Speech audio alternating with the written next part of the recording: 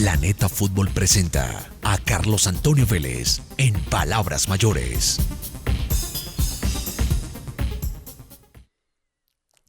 Ayer estuvo en Madrid Luis Suárez. Estuvo recibiendo el premio de marca, el Pichichi, que es el trofeo al goleador de la temporada pasada. Si alguien no lo recuerda, él era jugador del Almería, un equipo de segunda división. Marcó 27 goles. Cuando llegó al sureste de España, sufrió una fractura de peroné, gravísima, que lo alejó un tiempo de la competencia. Él después hizo pública una situación de salud mental. Sufrió una gran depresión. Pero la superación, la constancia, el trabajo y la dedicación, eso hoy se lo resaltan en marca, hicieron posible que volviera como el ave fénix de entre las cenizas y terminara siendo goleador de su equipo. Lamentablemente, por culpa de una decisión equivocada del técnico de la selección de Colombia, no pudo estar en los playoffs, que era el momento del ascenso. Eran los dos partidos claves de la Almería. En ese momento, no era el Luis Suárez que jugó contra Venezuela. No, era un Luis Suárez residual, que llamaban de vez en cuando, y eso apunta como los aguacates de periódico y de maduración de todos los días de algunos medios de comunicación, entre los que me incluyo. Lo llamaron para los partidos contra Perú y Argentina. Apenas lo pusieron en el segundo tiempo contra Perú, después del lío de Durán, creo. Y en el partido contra Argentina, que coincidía con la decisión en el campo de la Almería en el ascenso, no jugó ningún minuto. O sea que mientras su equipo se jugaba allá el ascenso, aquí solamente lo usaban 45 minutos en el juego contra Perú. Ya después es cuando se vuelve importante. Pero ahí a esa altura era un residual. A veces sí, a veces no. Y eso cortó la posibilidad de que esas 27 dianas rindieran al punto de lograr el ascenso de la Almería. Sin embargo, ayer se le hizo el homenaje que merecía. Y en primera página de marca aparece al lado de un tal Kylian Mbappé, de un tal Oblak, de un tal Rafa Nadal, de un tal Iker Casillas, de un tal Marc Márquez. Ahí está, abajo, Pichichi segunda, Luis Suárez. Y en páginas interiores, Luis Suárez, el artillero al que le faltó subir. Con 27 tantos fue el mejor goleador con diferencia. No pudo disputar los playoffs por la llamada de Colombia. Eso se pudo haber manejado mejor, por respeto al equipo que le paga y por respeto al mismo jugador. Se le pudo haber traído para el partido frente a Perú. Listo, jugó 45 minutos, váyase. Ya con esto usted no jugó el primer playoff, pero está con nosotros y jugó con nosotros. Para el próximo partido no lo va a tener en cuenta. Lo suelto. Muchas veces pasó con un montón de jugadores. Ha sucedido con Messi. Ha sucedido con Cristiano Ronaldo. Ese día le privaron al señor goleador de la segunda y a su equipo de la gran posibilidad de ascender.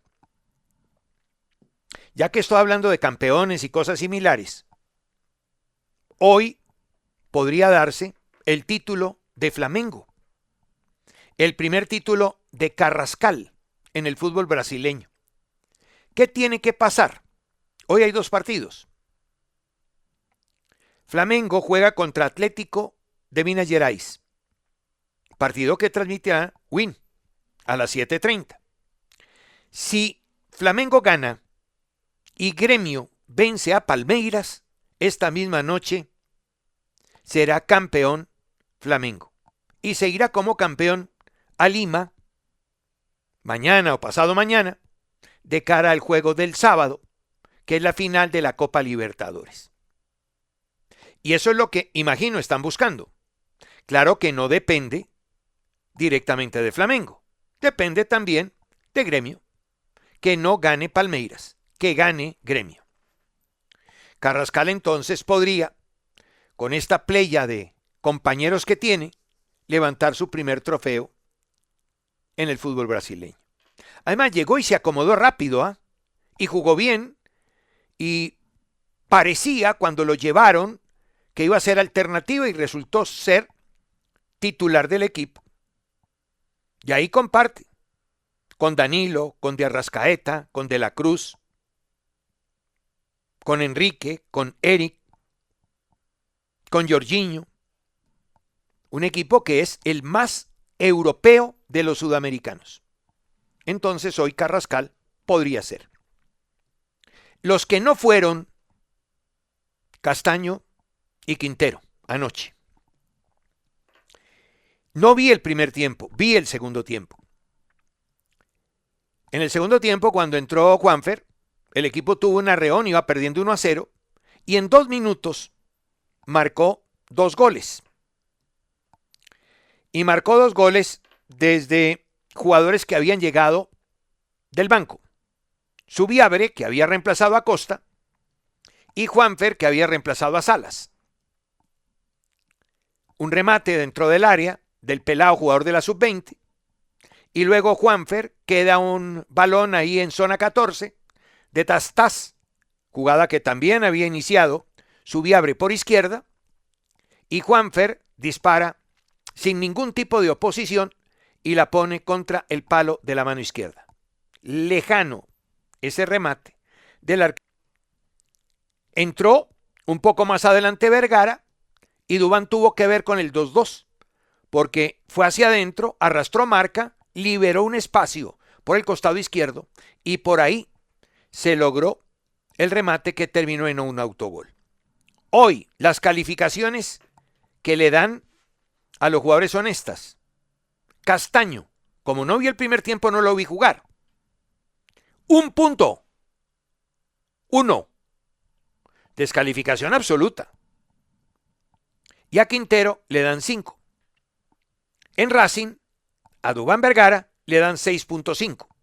Ya en las valoraciones, dice, Castaño, 1 punto. Por enésima vez ausente. No hizo pie en la marca y corrió de atrás y sin orden. Una señal, el equipo mejoró tras su salida. ¿Ah? El equipo mejoró tras su salida. ¡Qué mal momento! ¡Qué mal momento! Quintero, 5 puntos. Precisión para meterla de zurda contra el palo izquierdo de Cambeses en el 2-1. Luego, poco despliegue y sin esfuerzo para defender. En cuanto a Vergara, dice el diario Deportivo Olé, puso un buen pase previo al 2-2 parcial y entró muy bien, picante. Sí, entró. Incluso una pelota cruzada, se tiró en paloma, pero estaba en posición adelantada para cabecear frente a Armani. Y hay un apartado hoy en Olé sobre Juanfer. Dice, Quintero volvió a jugar en el cilindro. Fue silbado cada vez que tocó la pelota y clavó un tiro bárbaro para el 2-1 parcial. Golazo y perdón. Yo no sé por qué piden perdón, la verdad. Eso me parece populista. Uno se debe a quien le paga. ¿Y quién le paga? River, no Racing. Ah, sí, muy bien, hizo parte del pasado. Qué lindo, chao. Te fue y no más. Pero bueno, son maneras de pensar, todo muy respetable. Hoy vamos a tener Champions y la participación de varios colombianos.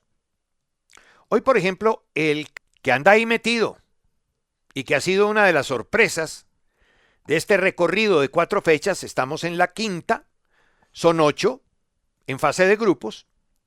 Karabakh hoy visitará a Napoli y ahí van a estar Durán y Mendoza.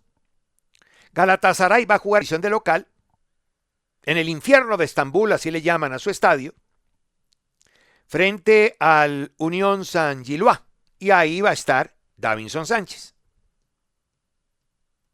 Y con un montón de pelados se fue Mourinho a Países Bajos. Hace rato esos equipos de Países Bajos vienen flojos. Ajax, PSV, Feyenoord, AZ Alkmaar, todos. Pero el Benfica viene mal. Hasta el Karabakh lo vacunó. Richard hace parte de los sobrevivientes. Porque en la delegación ha metido como 6 o 7 jugadores de fuerzas básicas Mourinho, quien montó en cólera después del partido pasado, que entró a resolvérselo Richard Ríos. Y me alegra mucho porque Richard es un jugador de selección y tiene que volver a su nivel y va a volver. Y va a ser muy útil para nosotros en el Mundial. Y hoy el partido clave en cartelera es Barcelona-Chelsea, que trae recuerdos. Ellos le llaman el Iniestazo por el gol de Iniesta, pero se les olvida que en ese partido un tal Obrevo, un juez nórdico, pitó todo a favor de ellos y que es uno de los grandes escándalos del fútbol mundial.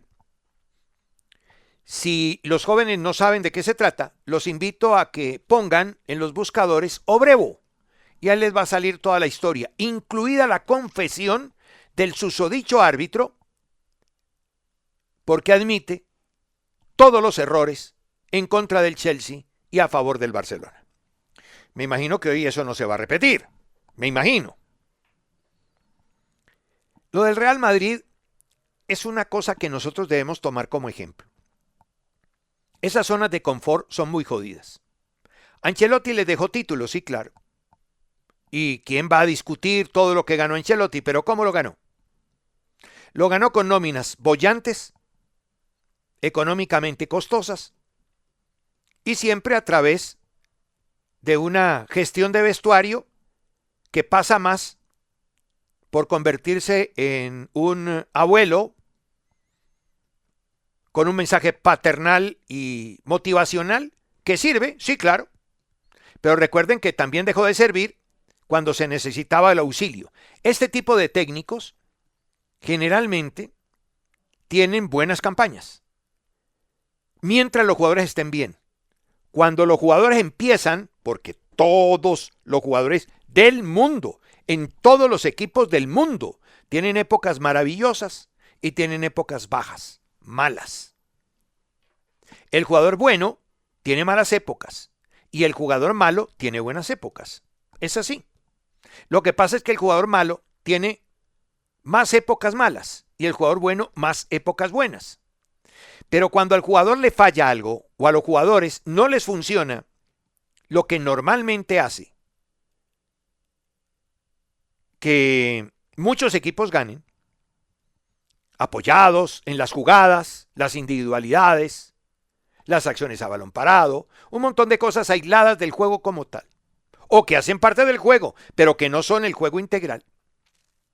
Cuando esos jugadores no están bien, necesitan el mensaje del técnico, necesitan el trabajo de la semana, necesitan la estrategia y necesitan la táctica para aplicar y un plan de juego.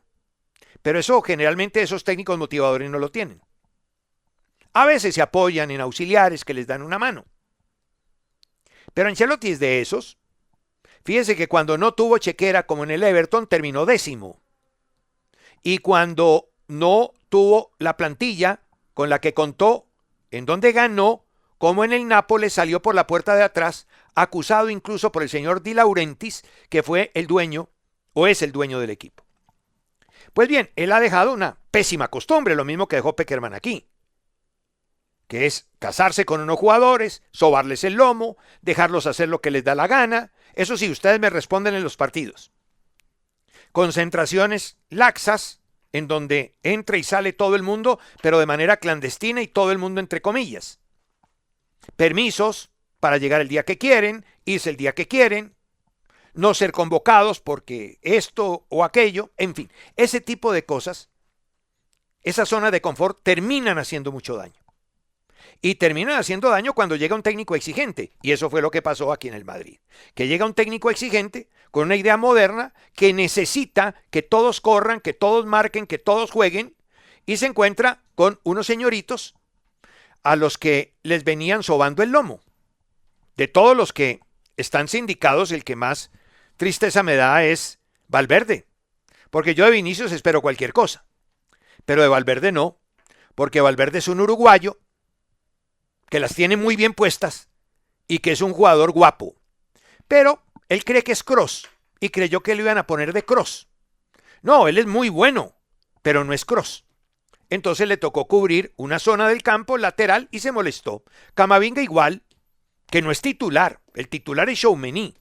Y Vinicius, que hace lo que le da la gana. Por ahí le leí a Mr. Chip un chiste bastante bueno, que no debió haber ido a Elche para dar el discurso en la asamblea, porque como es hasta el presidente, y ahora resulta que lo más fácil es sacar al técnico que hoy está cumpliendo 44 años. Entonces, como siempre, se rompe por el lado más delgado, y estos señoritos se quedan en los equipos, y pasa también por aquí.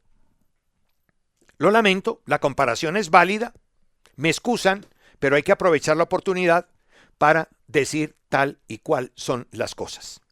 Eso que está pasando allá, ha pasado aquí y pasará en muchas partes en donde la zona de confort que le encanta a los jugadores, no trabajar es una maravilla, jugar y no trabajar, ese es, y ganar muy bien, ese es el top, pero no tendría que ser así. Bueno, a raíz del gol fantasma, yo sigo, a mí me perdonan, pero yo sigo sin suficiente ilustración. Con duda, y duda en serio.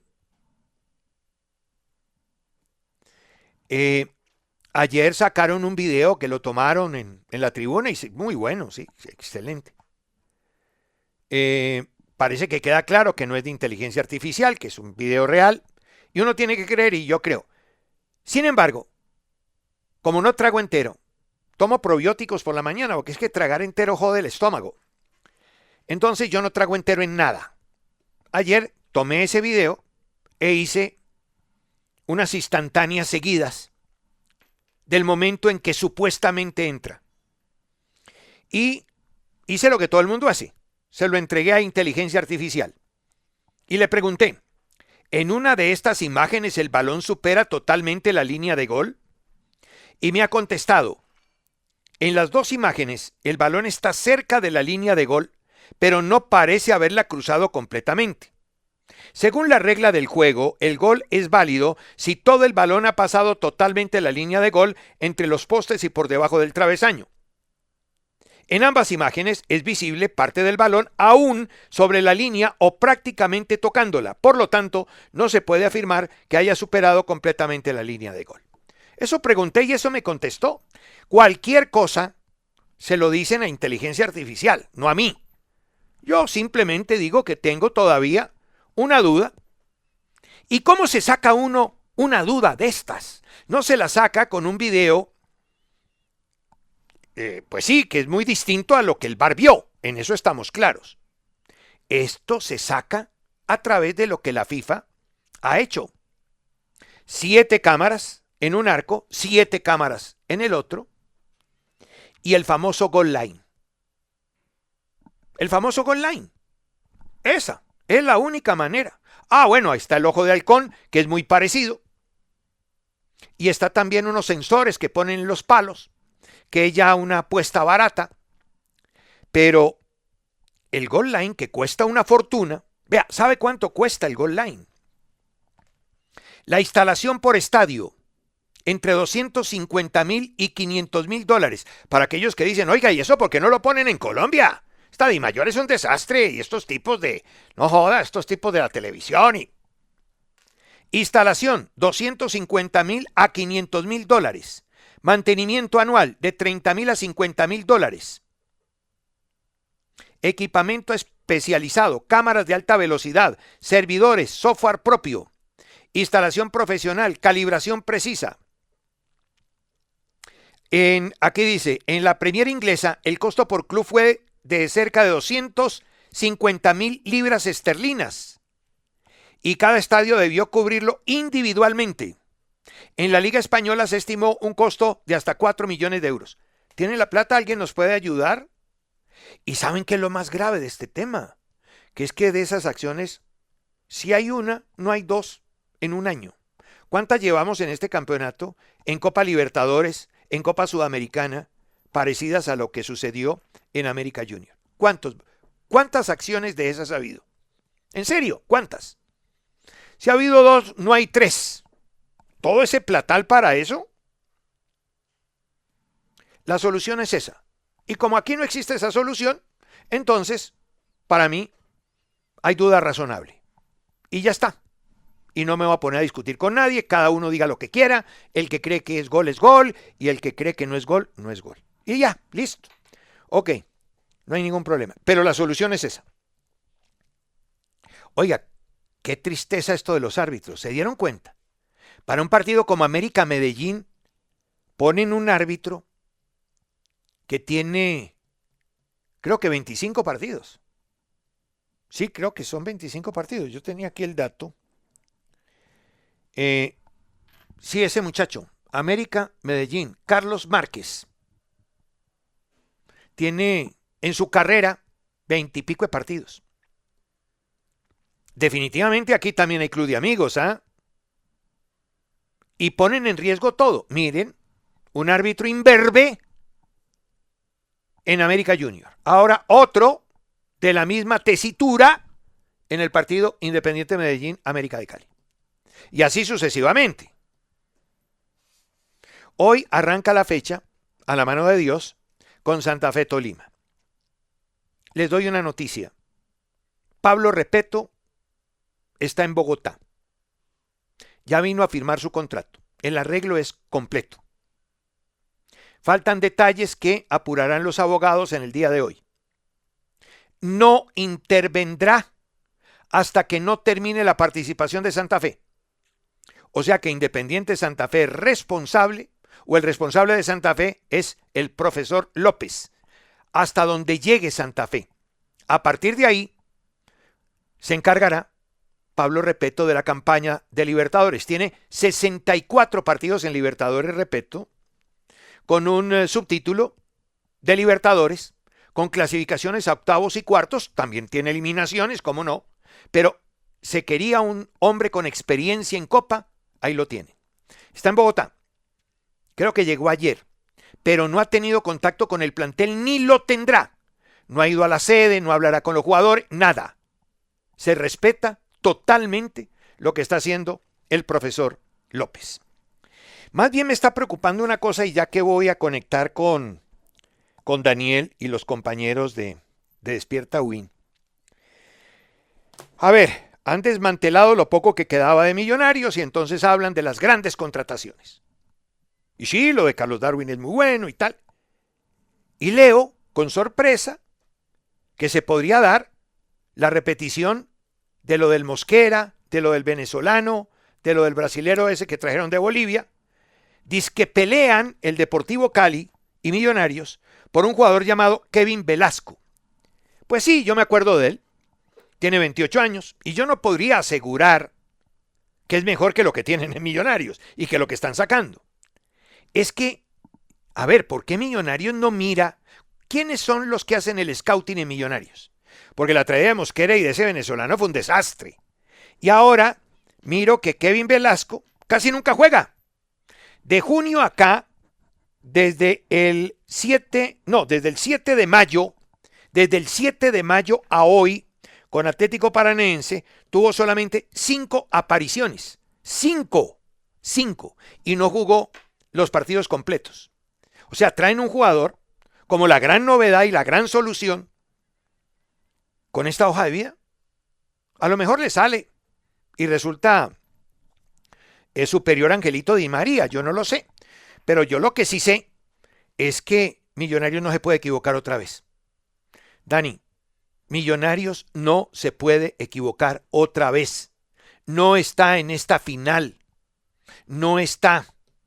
Y obviamente los hinchas azules están esperando que les ofrezcan un muy buen producto. Cada día que pasa, la situación es más compleja para los dirigentes y para el técnico. Tiene que armar un equipo competitivo, pero contratando suplentes, yo no creo que lo vaya a hacer. Planeta Fútbol presentó a Carlos Antonio Vélez en Palabras Mayores.